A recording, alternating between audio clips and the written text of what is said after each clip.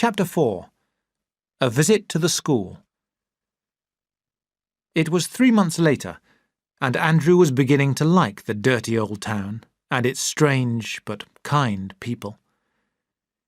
Feeling extremely happy, he went out one afternoon to see a small boy of 9, whose name was Joe.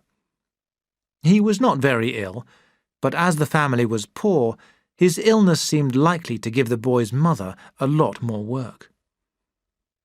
At the end of his visit, Andrew remarked to her, "You must still keep his brother home from school, I'm afraid." Joe's mother looked at him in surprise. "But Miss Barlow said that I needn't keep him at home." Although he was sympathetic, Andrew felt annoyed. "Oh, and who is Miss Barlow?" he asked. "She's the school teacher. He called to see me this morning." Andrew did not reply. But on leaving the house, he walked straight to the school to see this teacher. When he entered the classroom, all the children were sitting at their desks. Miss Barlow was facing away from him and did not notice him at first. Then, suddenly, she turned round. She was so different from most schoolteachers he had met that Andrew paused uncertainly. "Are you Miss Barlow?" he asked awkwardly. "Yes." She was a small, attractive, and well-dressed young woman of about 22. She looked at him for a moment and then smiled. "You work for Dr. Page, don't you?"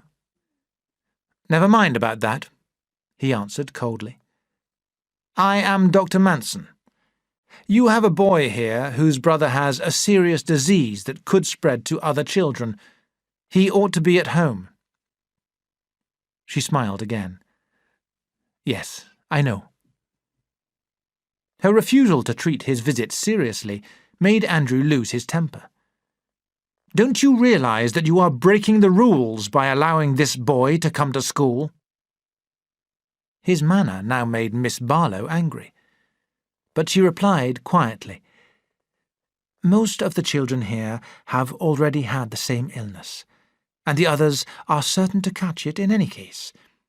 And if he didn't come to school, he would miss his free milk, which is doing him such a lot of good." "He ought to be at home.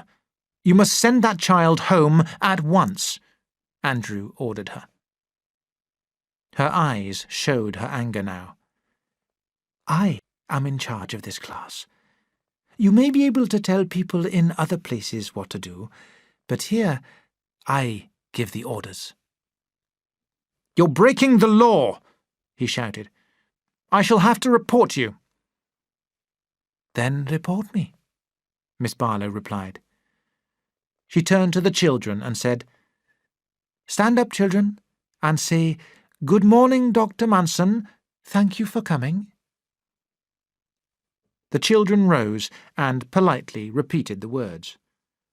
She then showed him out of the door and gently closed it behind him.